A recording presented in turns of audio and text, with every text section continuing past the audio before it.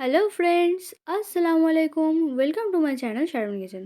আজকে আমি শেয়ার করছি খুবই মজার একটি পিঠা, দুধ পিঠা বা দুধ পাকন পিঠা বা চিরুনি পিঠা। ঘরে থাকা সামান্য কিছু উপকরণ দিয়ে এই মজার পিঠাটি বানিয়ে ফেলতে পারবেন।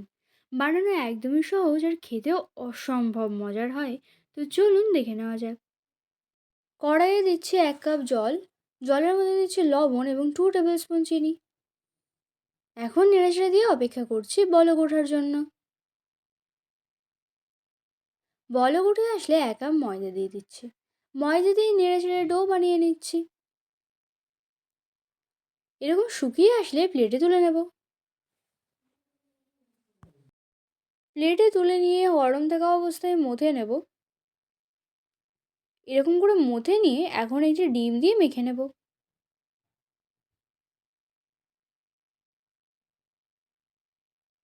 ডিম দিয়ে মেখে নিলে কি পিঠাটা সফট হয়। ডিম দিয়ে মাখতে একটু প্রবলেম হবে, কিন্তু মাখতে মাখতে ঠিক হয়ে যাবে।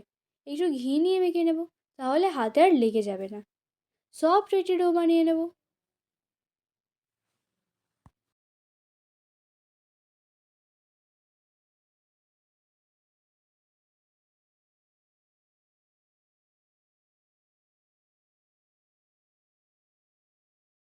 এখন একটু একটু করে লেচি নিয়ে হাতে এভাবে লম্বা মতো করে বানিয়ে রেখে দেবো।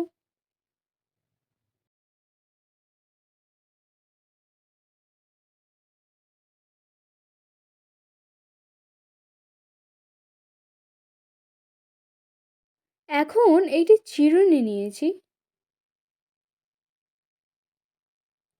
চিরুনিতে তেল লাগিয়ে নিয়ে ওই লেচিগুলো নিয়ে এভাবে করে নিচ্ছি।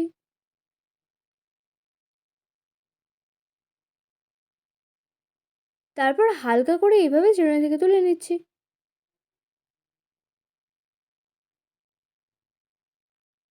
চিরুনি থেকে তুলে নেওয়ার পর দুই মুখ এভাবে চেপে দিলেই সুন্দর একটি পিঠার ডিজাইন রেডি। একইভাবে আমি আরেকটি বানিয়ে দেখাচ্ছি।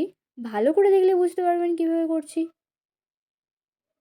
আশা করছি বুঝতে অসুবিধা হবে না, আর বানানো একদম ইজি।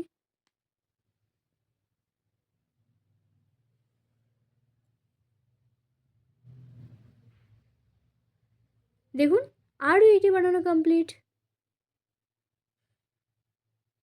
এইভাবে সবগুলি বানিয়ে নিয়েছি। এখন ভেজে নেব। কড়াইয়ে তেল দিয়ে তেল গরম হয়ে গেলে পিঠেগুলো ছাড়ছি ও গ্যাসের ফ্লেম লো করে দিয়েছি।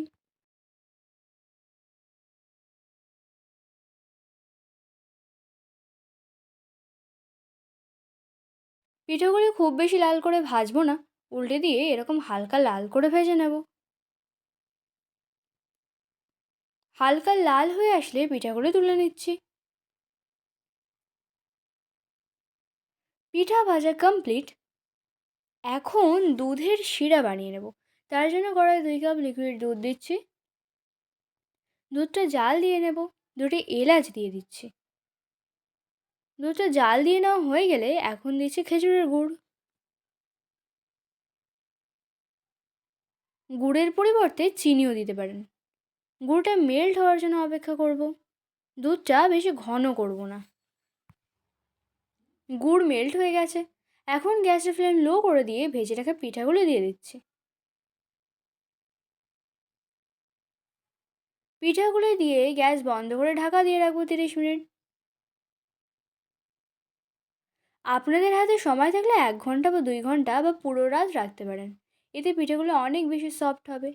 30 মিনিট পর ঢাকা তুলে নিয়েছি। এখন পিঠাগুলি একটি প্লেটে তুলে নিচ্ছি। অনেকটা সফট হয়েছে। আরও বেশি টাইম রাখলে আরও বেশি সফট হতো। এখন একটি পিঠে কেটে দেখাচ্ছি। কত সুন্দর নরম হয়েছে দেখুন। কত সুন্দর নরম হয়েছে বুঝতেই পারছেন। আর খেতে তো অসম্ভব মজার হয়েছে। আপনারাও বাড়িতে একবার ট্রাই করে দেখুন, আশা করছি ভালো লাগবে। ভালো লাগলে লাইক শেয়ার কমেন্ট করে জানাবেন। আর আমার চ্যানেলে নতুন সদস্য হয়ে থাকলে চ্যানেলটি সাবস্ক্রাইব করে পাশে থাকার অনুরোধ রইল। Thanks for watching.